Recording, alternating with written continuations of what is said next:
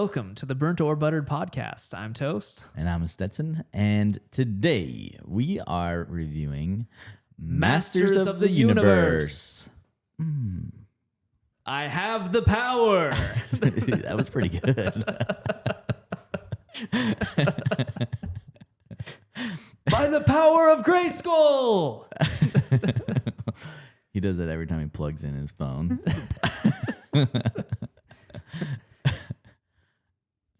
Somebody's got to power that phone. Yeah.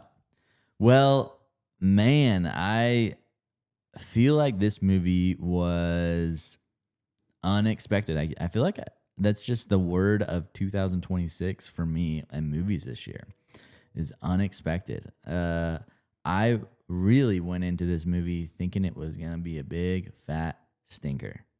Yeah. The second that I saw that Jared Leto was in it, I said, oh, cool. Another franchise he's going to kill before it gets off the ground. I completely forgot that he was in it. We were messaging after we had seen the movie, and our friend had said, Jared Leto did something or something like that. I was like, Jared Leto's in this movie? So I researched. I'm like, what? He was Skeletor the whole time? The whole time? If I would have known that it was Jared Leto, I feel like I wouldn't have been able to like the character. As somebody who did know that it was Jared Leto going into it, I was watching him expecting to be critical of him. Mm-hmm. And I feel like this may be one of the first times in the last decade that he, instead of overpowering what the character is, he actually blended into it. And maybe it's because you couldn't see his face, but I do feel like there are things that he did that enhanced the character to a point where I was able to forget that it was him. One thing that I mentioned to you was that at times it was hard to understand what he was saying. Mm-hmm. And I realized that it was because he didn't have lips. And I think that Jared Leto, as he was voicing this, was talking like he didn't have lips. I think he actually went that deep. And I have to respect it. Yeah. I mean, it felt like a person that was talking as a school person. It definitely felt like it was a school talking. Yeah. For sure. Like, definitely didn't. It felt different. Something was different about it, for sure. But it felt believable. Yeah. 100%. That said, if I find out that he talked normal, like his normal Jared Leto voice, and that all of that was just post-production where they were like, oh yeah, and make it seem like he doesn't have a lip when he says this. No respect. Respect revoked. Okay. I've got a question for you. And there is a right answer to this. Mm-hmm. Who wins in a fight? Superman or He-Man? I feel like, man, my gut reaction is Superman for sure. This was actually answered in a DC comic. They did fight, and He-Man won. And the only reason I know that is because in basically every press conference or every interview on this press tour, the lead actor in He-Man brought this up.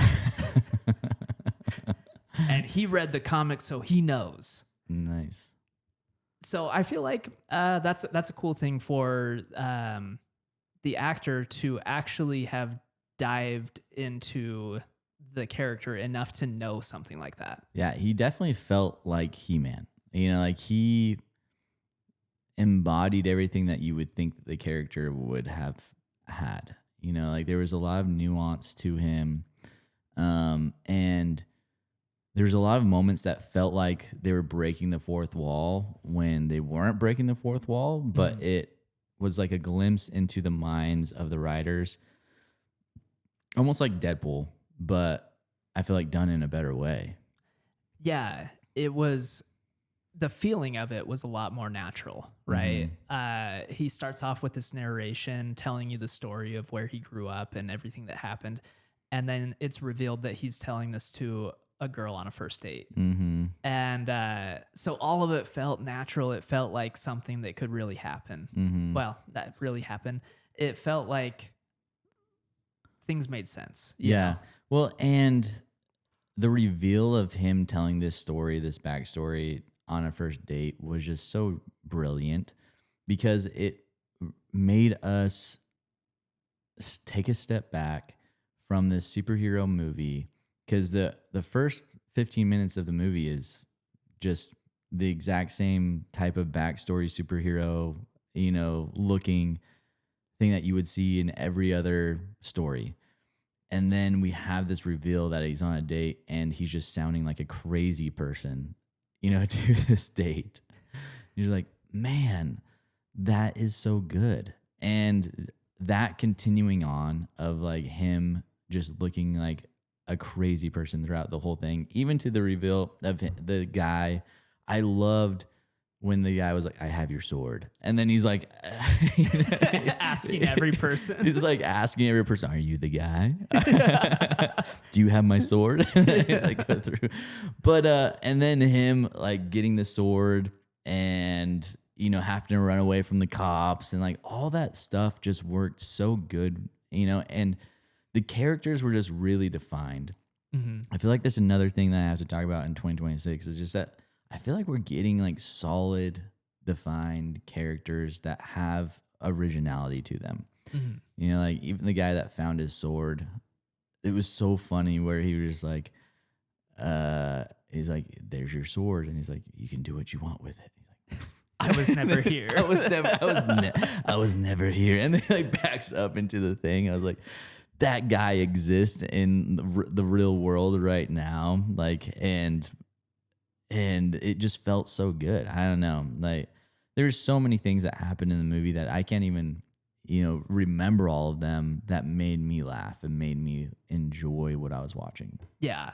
And there were so many of those jokes that, like I think you told me that it felt kind of like a kid's movie, Mm-hmm. but like an upper level kids movie. Mm-hmm. There were so many of those jokes that they just throw them out there and they're kind of funny just hearing them. But when you realize what they're saying, it's funnier, like, give him head, Ram Man. And then he apologizes immediately after. Well, and the fact that all these characters have real names, Mm-hmm. but they're named after what he, just named them as a kid. As a 10-year-old. Yeah. And I was like, that is so good. Mm-hmm. Like Skeletor. But that was another thing is like as we go back, everyone's calling Skeletor Skeletor. And I was like, that's his real name. I thought that was just what he named him, as a kid. So there's like moments where it goes back and forth that like, oh, that one's actually his real name. That one's not. That one is, but yeah, it just felt really fun. And it did feel like I was watching the He-Man animated TV show just in real life. And I haven't had like a live action movie do that ever. I feel like where it felt like I was watching an animated, episode, but it was live action. Mm-hmm. There were just things that made it have that feeling. And I think that's why like a lot of people are liking this movie a lot is because it felt very, very nostalgic, but also fresh. Yeah. Yeah, I agree. Like there were a lot of things that it brought back. I mean, Dolph Lundgren, right? Mm-hmm. When they had him in there, I don't think that anybody was not smiling. Yeah. As soon as you see him, you're like, I know that guy. Mm-hmm. And his line was so funny. Well, just that whole interaction was interesting because you're just like, it's awesome that they thought of this because they wanted to like pass the torch and they wanted to have this conversation. But the way that they did it was so original and so different. And again, it was like one of those other like breaking the fourth wall moment where you're just like, I see what they're doing and I'm really liking what they're doing. Yeah. Yeah. And then that moment where he says, what's going on? And then the song starts playing. What's going on? Yeah, the score is something we definitely have to talk about. Super good score. It was crazy. Like it took me a minute to really fall into it and and just accept it and enjoy it. But once I did, I was like, oh, this is next level. Like this is Guardians of the Galaxy level score for me. Yeah. Plus, they did such a great homage to the original soundtrack of He-Man, you know, with the Masters of the Universe song coming in at the end there, and just ripping guitar. Like it was fun. It was fun to listen to. It was fun to watch. The visuals were good. Like I had the thought while watching it that it reminded me of Avatar. Obviously, it's not as detailed, but certain parts of the set, I thought this looks like it's enough of a world that you can imagine the rest of it. You know, Interesting. Yeah. Yeah, I really enjoyed the universe that they were put into, and yeah, just I feel like all the characters had enough of their own story where you actually were able to care about each and every one of them and understand the motives behind each and every one of them. Yeah, and then the castles and stuff, like the set of the castle, I feel like that's what made me feel like the cartoonish the style, but it felt real. Is like it still had the feeling of like drawn, but tangible. I don't know. Yeah. Yeah, it definitely, I mean, it looked real enough that you could fall into it. Without it like over, like Frankenstein, I feel like some of the sets overpowered the scene a little bit because they were so drastic. This felt like they kind of made sense in that world. Yeah. Was there anything in this movie that you feel like didn't work for you? Like what was kind of the low end of it that you noticed? Immediately upon hearing Alison Brie's voice, I didn't like it. I felt like she was overdoing it the first scene that she was in. The next scene that she was in, I was bought into the world, so I was fine with it. But at first I was like, I'm not sure I'm going to like her performance in this. I felt like it was okay. I think she did a good job because I feel like she pulled a lot of inspiration from the cartoon. Definitely. Like, it felt like she was definitely performing it the same way that I saw it, you know, in the cartoon. And so I feel like I enjoyed it, but I definitely did notice it where it was a little bit stiffer.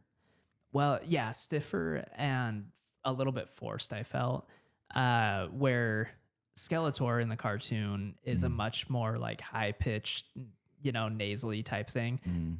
Jared Leto made it deeper and more of a strong character while still being very silly. And then Alison Brie, it was like she was taking it one for one almost, which for me initially didn't work, but I eventually fell into it. Yeah.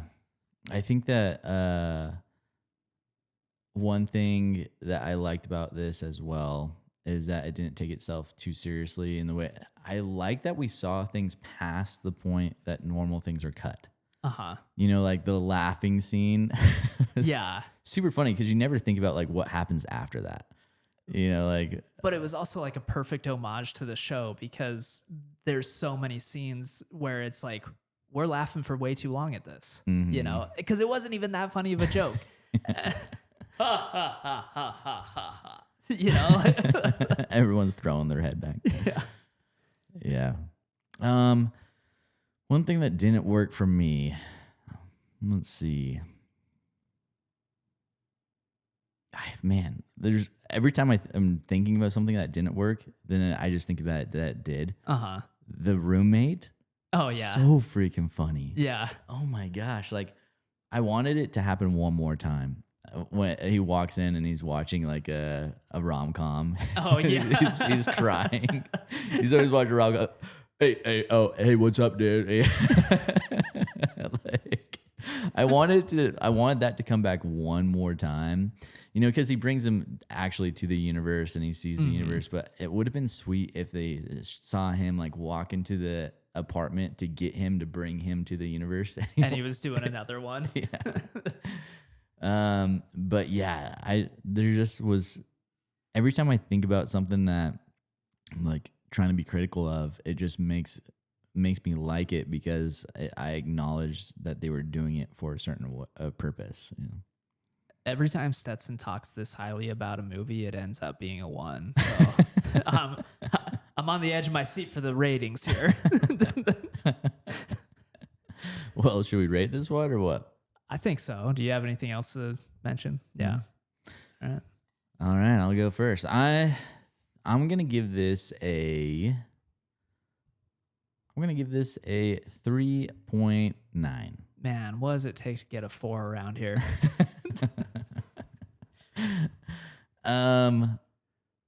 Yeah, I feel like this was really, really fun. You know, super fun movie, super unexpected. I went into it thinking that I was going to be annoyed or that it was just going to be another comic book movie that was boring or didn't really have too much to say. Yeah. And I was really, really surprised. And I feel like it was made for my type of humor, and every single thing that was supposed to hit for me. And so, yeah, give it a 3.9. All right. Yeah, I agree. There were a lot of really funny things. The storytelling was a lot better than I expected. They did more with what they had than I expected. Mm-hmm. So I guess you could say it was unexpected. The acting was really good, actually. Yeah. I mentioned Alison Brie was a little bit of a sticking point for me, but I eventually got through it. I think everybody actually gave really good performances. They connected with their characters. Fist man. Fisto. Fisto. Because you fist people. I remember when you fisted that goblin. Yeah. Like, there were so many jokes like that, you know, a 10-year-old kid would think of and not even realize what they're saying. But there was also deeper stuff. Idris Elba's character was really interesting and fun to connect with. I didn't expect to like it. I went in expecting another Jared Leto production where the last day of filming, he's like, I got another idea on how to end this. I'll just wear my clothes and I'll just do like this weird monologue thing where I wrote a letter to her. I got it. Skeletor has long hair. So do I have to shave for the... Skeletor would have a beard, I think. Yeah, he would have like a little bit of a beard, long hair, maybe tied up sometimes. And here's a used condom, because I feel like Skeletor would give his co-star a used condom. That's what he did when he was the Joker. So yeah, I was expecting that. And what I got was the most immersive that Jared Leto has ever done into a character, because he wasn't trying to be like, I'm Jared Leto's Joker. He was just Skeletor. And it worked. And He-Man. Can't wait for She-Man. So I'm going to give it a 4. A 4. Yeah. 1.1 higher than you did. Because I'm the nice guy reviewer. I'm the good cop. This is the bad cop. Everyone should know that by now. I feel like last year I was the good cop and you were the bad cop. That's because I hated fun last year. This guy's having fun this year. What the heck? I told you. I decided to stop pretending I don't like these movies. All right. Well, let us know what you guys think. And yeah, if we were wrong, if we were right, what is your rating? And go see, if you haven't gone seen. Yeah, The Furious. Go see it. Masters of the Universe. All right. We'll catch you in the next one.